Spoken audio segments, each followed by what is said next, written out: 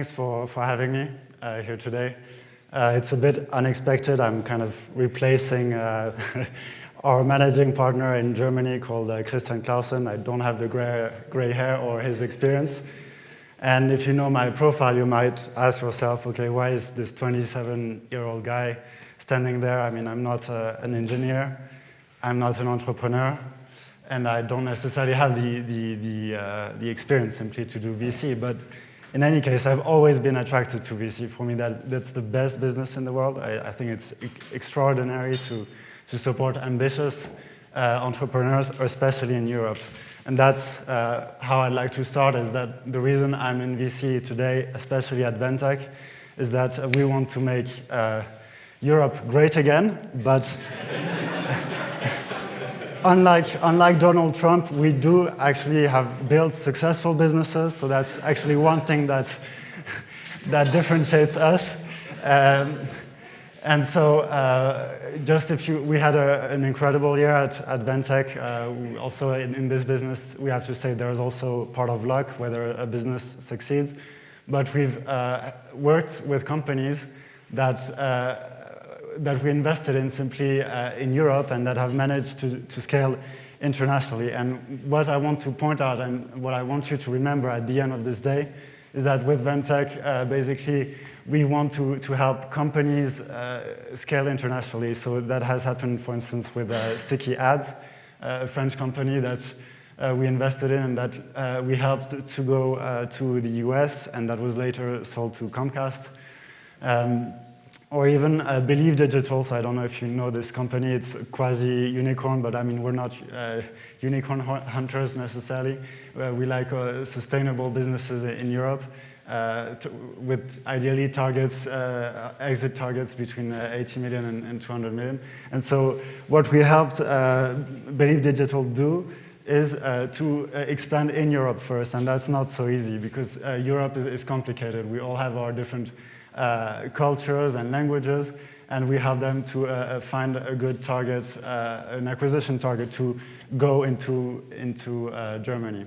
So, as I said, I'm really new in the business, and actually, when I didn't even apply to Ventech. I mean, we luckily met each other, and I was asking myself, okay, why do I think that Ventech would be good for me? And I started looking at potential, common points with them. And what I really liked with the partners is that even though they're not necessarily entrepreneurs, they were able to show empathy. I think it's a shared virtue, and you don't necessarily need to be an entrepreneur to have, or a former entrepreneur. You don't necessarily need to do that to be able to have this quality.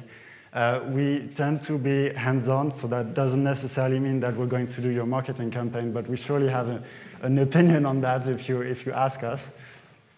And of course, as I said, the international aspect. So just recently, we had two events, two headlines that kind of illustrate this. So last week, for instance, in Paris, we had a meetup with a few startups, entrepreneurs, on the topic of how do I expand internationally, and especially in Germany. And so we managed to gather quite a nice community in Paris and explain basically how, not us, but through our panel, what kind of questions simply entrepreneurs have to ask themselves if they want to go abroad. And it covered topics like go-to-market, HR, legal, and so on. And that's the kind of thing that we want to do. Like, we don't necessarily say that we know exactly how things are going to happen, but at least we want to ask the right questions.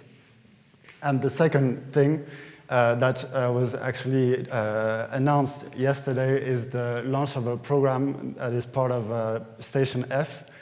They changed the name in Paris because the French name is Fraissinet-les Halles, and it's not necessarily easy to say. And so this is a program within the largest incubator of the world in Paris that is going to be launched in the first quarter of this year.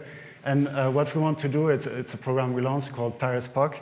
And what we want to enable entrepreneurs is to simply test their offering in the French market in a very quick and cost-effective way.